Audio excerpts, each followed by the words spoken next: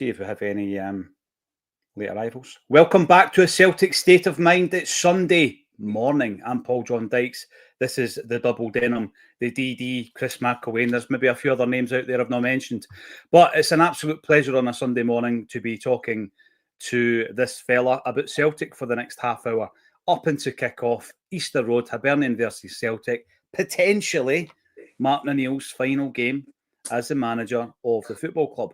And when I think of Martin O'Neill and Easter Road, I can't help but think of Lubo Moravcik in a white and green away top, scoring an absolute cracker in Edinburgh. You remember that? And I do, because that was my favourite away top. Was the of all time. Simple in its style. Yes, it was the only away top I bought in long sleeved as well.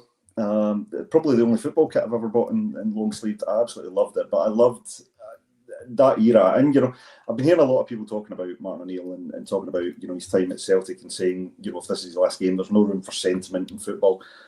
And I'm of a slightly different opinion. I think you need sentimentality in football. I think you need romanticism in football to a degree, not to the detriment of what happens on the park, but when you think back to moments like that, the Lubo goal against Hibs, that strip, the team that we had there, Henrik, still playing, and all these different sort of events, and then you've got Martin O'Neill now back again, and he's brought something, not just like new tactics or tactical nous or anything like that.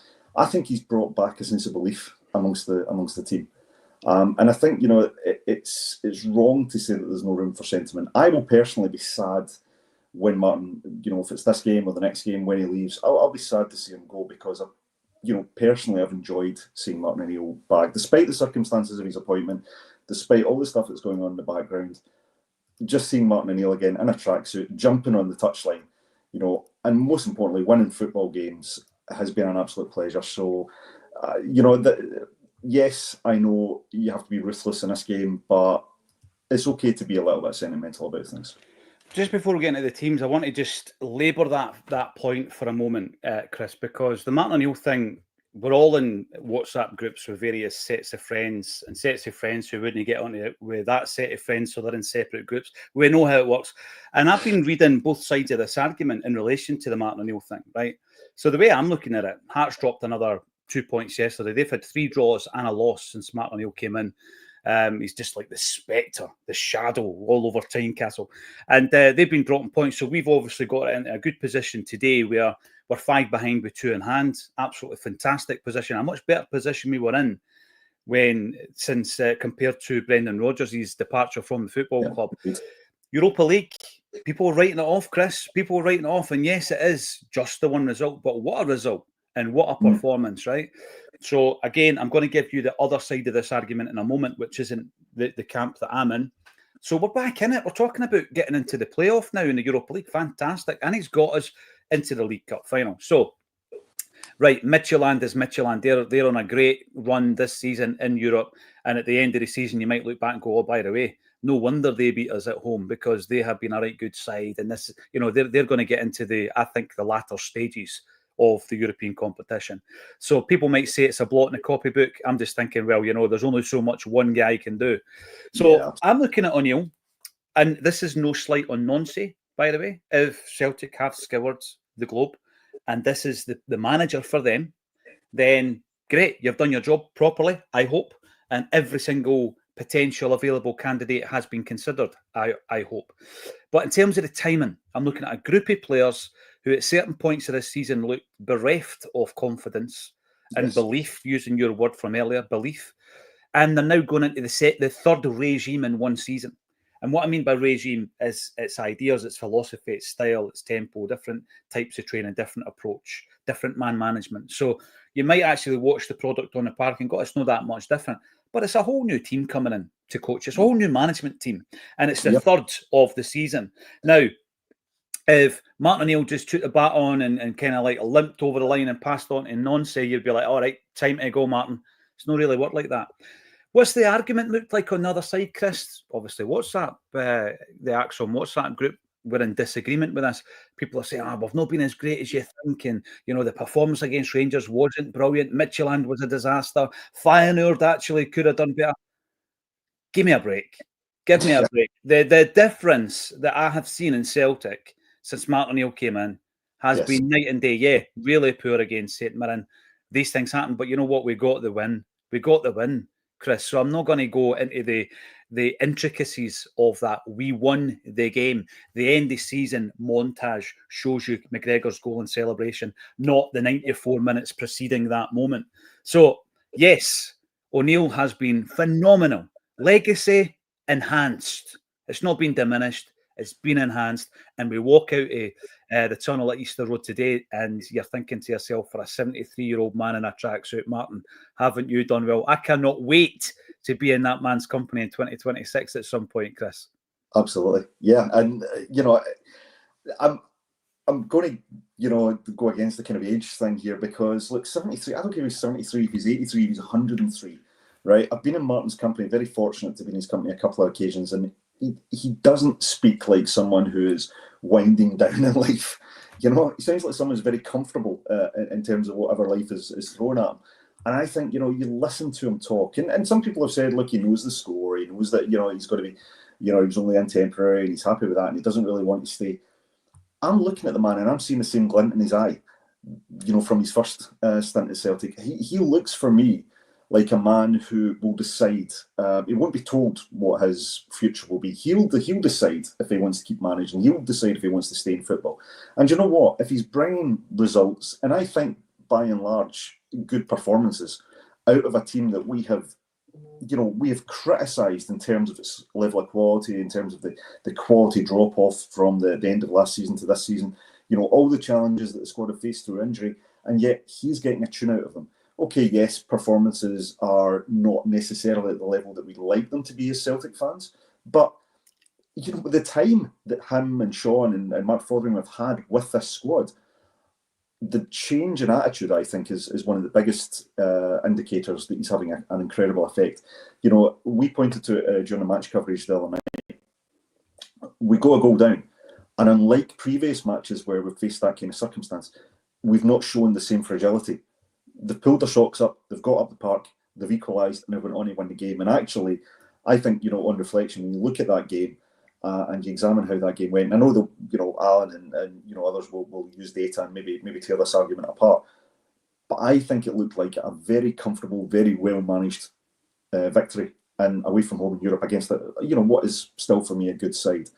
And look, ultimately results are what matters. It just makes me think, what would Martin be able to do? What would Martin and his team be able to do if they were given the backing, if he had a recruitment window, if he had the chance to bring players like Jota back from injury, for example, and really put his own stamp and identity onto this team? I can't see a downside. I really can't. The thing with the final result is, I'm sorry, I can't see anything, any data that would tell me that wasn't a good result or a good performance. Yeah. Because that is a tool.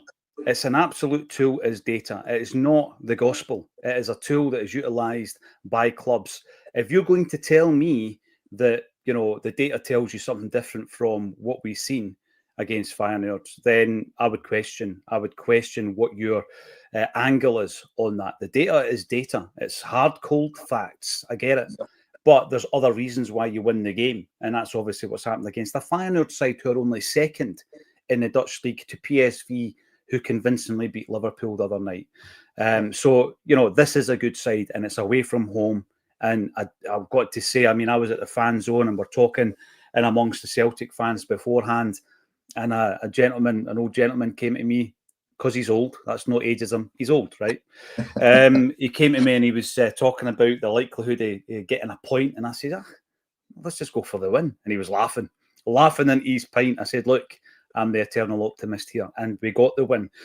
So no, it's no romanticism. There is a really tough challenge ahead today. And before we actually get into it, let's have a look at the team, starting, of course, with the visitors, Celtic. Yang, there he is. Yang played, I would suggest, possibly his best game for Celtic the other night. Right, so we start off with Schmeichel in goals, Donovan at right back, Sriracha returns in place of Kieran Tierney at left back, Trusty and Scales in the middle. McGregor, Engels and Hatate are the favoured trio for Martin O'Neill. And then we've got McKeown on the right, Yang on the left, Maida through the middle. On the bench, Sinisalo.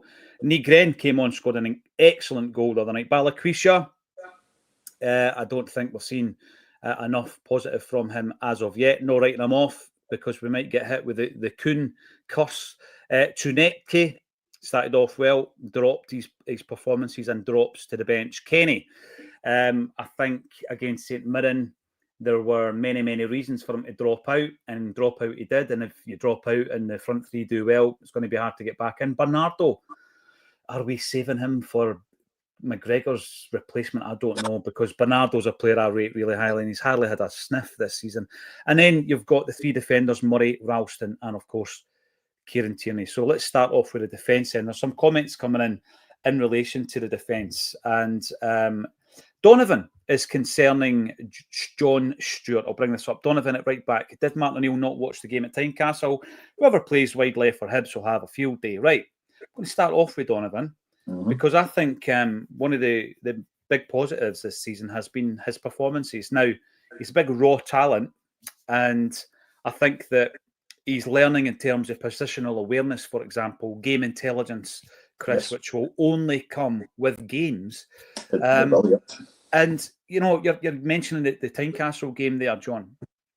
That was an outlier, I think. And I think the biggest issue there was the fact that we had Donovan and Murray playing on the right-hand side of the defence. I think that was a major risk, particularly when you see what Trusty could have brought to the side. A real lack of top-flight experience.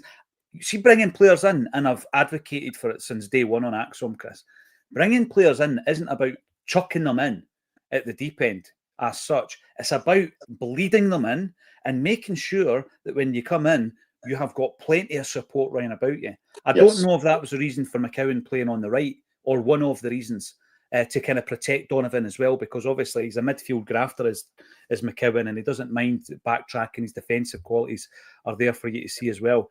But I think it's a wee bit unfair on Donovan. Donovan deserves his place today in the team.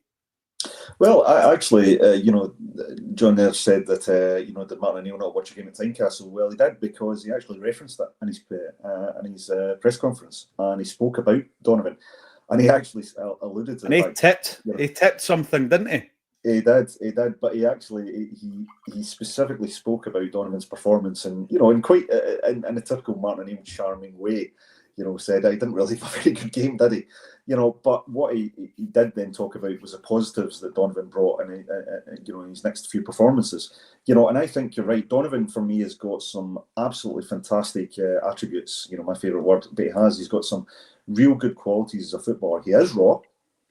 I think you're right. He does need experience around him, but I think he's getting better every time you watch him. I think we know he can bring something, good quality going forward. But I think you're right. If we've got a strong central defence, and you've got leaders, like I think Trusty stepped up to show his leadership since he's come back to the team. I think Scales is continuing to develop as a leader at the back as well. And, you've got Kasper Schmeichel there as well. So you've got real good experience there. And Donovan will be learning from them. This is where you need to be positioned. This is where we need you to kind of stop the crosses coming in. This is where you need you to be closer to your man. And he's not going to get that, with the greatest respect, he's not going to get that in the B team. He's not going to get that sitting on the bench. He's not necessarily even going to get that coming off for a 5-minute or 10-minute cameo. He needs to be in there for these kind of bread and butter games, a difficult away tie against one of the best teams in the league. So this is what you're looking. This is where you're looking to bleed Donovan in to ensure that he's ready to make the step up to first team regularity. Yeah, well, I just think you look at the trajectory of a player coming into the squad. Dane Murray, you look at every single time he had some kind of opportunity, it was normally then an injury that came and took him back out the side. So you're looking at Donovan and thinking, right, if we take him back out, momentum is massive. You're talking about attributes being one of your favourite words. Momentum is huge. And I speak to footballers about momentum. And I remember a player who was a youngster at Celtic talking about being on a steep hill. You can imagine driving up a steep hill and putting a handbrake on and try to get the biting point to get going again. He says it's really difficult once you've made that stop to get going again. And that's the momentum that he was talking about. Donovan, I think, based on Feyenoord, deserves his place in the team today. On the flip side, on the other side of the park, rather, Sarachi comes back in.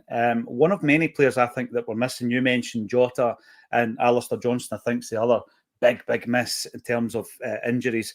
They are missing. Iheanacho doesn't make the bench today. There's another thing, because he was on the bench against Feyenoord, doesn't make the bench today. And I think it's obviously in his mind, it's in Martin O'Neill's mind to have the defensive cover, because otherwise he could have had 2 strikers on the bench today, because Iheanacho's clearly fit. And he sat on the bench against Feyenoord. But he knows, and he maybe shares some of that concern that John spoke about earlier. That's why there's a right back, left back, and centre half on the bench today. But Sarachi does bring a different dynamic. I mean, Kieran Tierney, during the international break, it was all about Scales and Tierney for me. The performances of these guys and what they did for their respective nations was fantastic. But then Tierney comes back, slots back into the defensive version of Tierney that we've kind of seen since he's come in. When he breaks that line and he goes up top, his delivery is fantastic, but he's not the same attacking force as Sarachi. Sarachi goes rogue. He goes off-piste, off-script, but he gets into brilliant pockets of space. It's going to be interesting to see how he links up with Yang today. Yeah, because a lot of the times when we've seen Sarachi do that, he's been playing with Tenecte up ahead of him, and they seem to be building up a pretty good understanding. But obviously Tenecte, I think he's still trying to find his way within the team. Maybe just needs to focus on that end product, but definitely lots to be positive about. But you're right when you talk about Sarachi. Sarachi, for me, he's kind of all action. He's one of these real, kind of adventurous left backs or wing backs, who probably spends more time in the opposition half of the pitch than his own. But I like him. I like his energy. I know he's just coming back from injury, so maybe the energy will be a little bit tempered today. But I like his attitude. Just wants to go, wants to attack the ball, wants to find himself into positions to help build the attack. I think there's still a wee touch again of that rawness that we spoke about with Kobe Donovan as well, and that's maybe just virtue of being a new arrival at the club.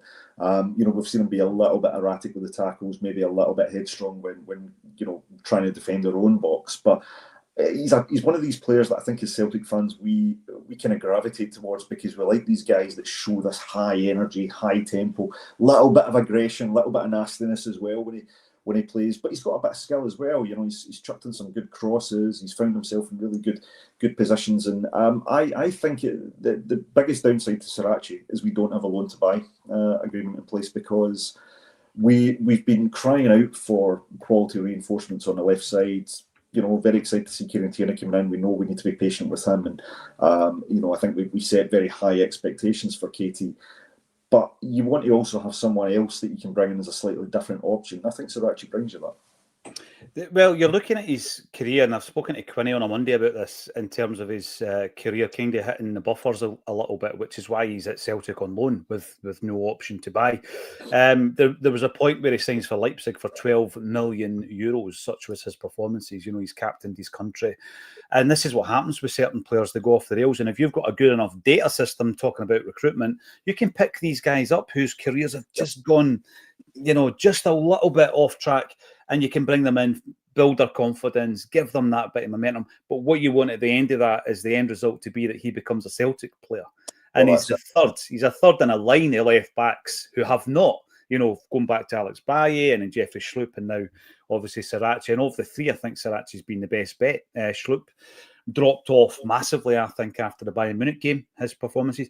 Baye was coming in, showing a wee bit here and there, but I think obviously, that was cut short because we thought we were getting Tierney in the January. And now we've got Sarachi. So I hope a deal could be struck for this player. I like what I see. And I'm hoping that he brings a large dose of energy to the team today. I'm going back to the midfield here, because there's been a discussion all season. What's our best midfield? What's the best role for Engels? Well, I watched them on Thursday night, like the rest of us. Chris, you guys covered the game in my absence, and I thought Engels started off really poor, came into a brilliant game. I thought McGregor's just your constant. He's your constant. He's driving you forward. He's orchestrating everything. And Hatate, we've seen in Hatate, the thing that frustrates us the most, we know what he's got in the locker, but we actually seen him bringing it out the locker and displaying it for us. We've not seen enough of that. But that is, at the moment, even though Nygren comes off the bench, that is your strongest trio at the moment, isn't it? Yeah, I think until they give us reason not to be. I mean, yeah, we had the same assessment of Engels. In fact, myself and Brian, we spoke about it on Friday. We were kind of in the group chat saying, "Oh, need more for Engels. He's playing too passively. I'm losing faith in him, etc." And then literally 5 minutes later, he starts to pick up his game and control the game. And I think some of that came down to, I think there were some tweaks made, after 15 or 20 minutes in the match where our midfield suddenly took a slightly different shape. Not an obviously different shape, but just a slightly different shape where I think Engels and McGregor started to play more alongside. And actually, Engels was taking on some more of the defensive responsibility, and it was allowing McGregor to then, take on more of the offensive responsibility. And I think that really worked. And by virtue of the two of them doing that, what I certainly saw, and I could be completely wrong, so no problem if anyone wants to challenge this, but I thought Hatate then played, more akin to just playing off the Maeda on the front, and found himself into those positions where he can be more dangerous. He can use that innovation to greater effect. And the fact that he found himself in a position to score that excellent daisy cutter from the mistake that Maeda forced, but also, the assist that he got just by getting into a great position, making a great run. Initially, I thought he'd absolutely fluffed the cross, but as it turns out, he's, whether by design or by virtue of the great effort by Yang comes running in, kind of a Bada-like, for example. And, I mean, that is a hard chance to put away. So, huge credit to Yang as well. But these are the kind of positions, and that's the kind of contributions you want to see from Hatate. And we know he can do it. We've seen it on so many occasions. What we've not seen is enough of it this season. So, if Martin O'Neill and the coaching team there have identified a way to bring out the best in both Engels and Hatate, I think we've got a very, very strong midfield. And I think that was evident against Feyenoord. As we always say, the challenge is not doing it on a game basis. You've got to do it on a game to game, week to week, irrespective of opposition. You've got to do it consistently, and that's what we've lacked, I think, throughout the season, is that consistency of performance. Well, the players you mentioned there, how often have we seen them fluffing the lines, Yang and Hatate? Yeah. Hatate's shooting at times has been erratic at best. And Nygren, who there's not a Celtic player who has provided more goals and assists this season than Nygren, but sometimes he's missed three before he scores one. Another night, it was just, as you say, that decisiveness to slot it away. But we do need to see it on a consistent basis. More comments coming in. We've got Tom Dahl, more concerned about Yang. He never turns up in league games against deep line defence. They play a back five, so he'll rarely get the freedom he did midweek. Well, you know what? We need to ask the question of Yang today to overcome exactly what Tom says, which I think is spot on about Yang. He gives you a little glimpse of what he can do.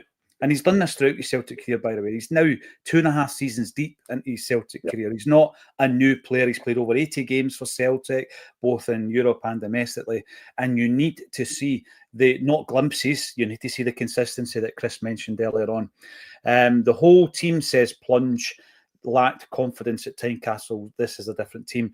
Going back to the point that was made about young Donovan. And Jungle Line, first on the comments today, Hibs advertising last night for tickets and cut Celtic allocation. Scottish football in a microcosm, in one tweet. Yes, desperate to sell your tickets, but the night before a game because we're not giving Celtic tickets. Fantastic. I'm sure that business plan somewhere down the line will be explained. I don't get it. I just don't understand it. No one has given me the business sense behind that. I don't understand. However, Celtic will take their tickets, take their allocation, turn up in as big numbers and as noisy numbers as possible, and hopefully get us the result. Let's remove this banner so we can concentrate on the actual team again. Up top then. And it's a makeshift forward line. Of course it is. But Maeda's wasted on the right, so get him through the middle. I'm happy with that. McKeown, he's a player that I've grown to love. I just, I'm glad the moustache has disappeared as well. I don't know how quickly he can grow it back. It's maybe back today. I don't know. And it's good to see him getting a run, Chris, because he was chucked in on the right and it would have been easy to pull him back out of the team. But no, he's kept his jersey, which I think is important. And of course, Yang we've already spoken about. So, yeah, Maeda through the middle. Let's see Maeda of last season, McKeown on the right. Let's just see McKeown trying to build on Thursday night. Yeah, I thought he had a pretty solid performance. I thought it was quite a brave decision by Martin O'Neill, but McCowan reminds me, he's one of these players who I don't think you're going to see a lot of flair. With the greatest respect to McCowan, you're not going to see the same sort of performance or the same sort of displays you would get from a Tunekte or a Jota, for example. He's not a man to go and do 15 step overs and beat his man. But what I think you get, again, something the Celtic fans we appreciate is a lot of hard work, a lot of effort, good impetus when it comes to attacking as well. He is a player who likes to get up there and make something happen in an attacking sense. But what I liked about his performance in midweek is he showed a fair bit of discipline as well. He was back, doing his defensive work as well. He was, I don't think he was finding himself in all different areas of the park, which he sometimes, could maybe accuse him of. He was very disciplined in his role. And, the support for Hatate and building up to that goal was excellent. Really good awareness. So there's ability there. But I think McCown's biggest, his biggest strength is his ethic, is his work ethic. I think he's got a fantastic work ethic. And I think when you've got a player like that in the team, I think it benefits the players around you because they know that, if I'm struggling to track back, well, there's a guy that will go and do some of the hard work. So, yeah, I think I'm really impressed with McCowan. And I think, if he can continue to build on some of the good performances we've seen this season, then there's no reason why he can't maintain the jersey. So, good on him. Good on him indeed. Ian Roy, always a pleasure to see you, sir. The young revival. Hope he scores today. I fancy us winning by 2 or 3. I know another man who hopes he scores by the name of Ewan Martin. Ewan, if you're watching, I hope you enjoy the game today. Where's Iheanacho in the heat? 67. I reckon it's just it's a numbers game. So Martin O'Neill's got 3 defenders on the bench and 1 out-and-out striker. And if you were to say Kenny or Iheanacho, form-wise and who deserves the jersey, Kenny right now at this moment in time. Iheanacho's a better player. So, yeah, he'll be sitting in the stand, I'm pretty sure. Disappointed and trying to stay warm.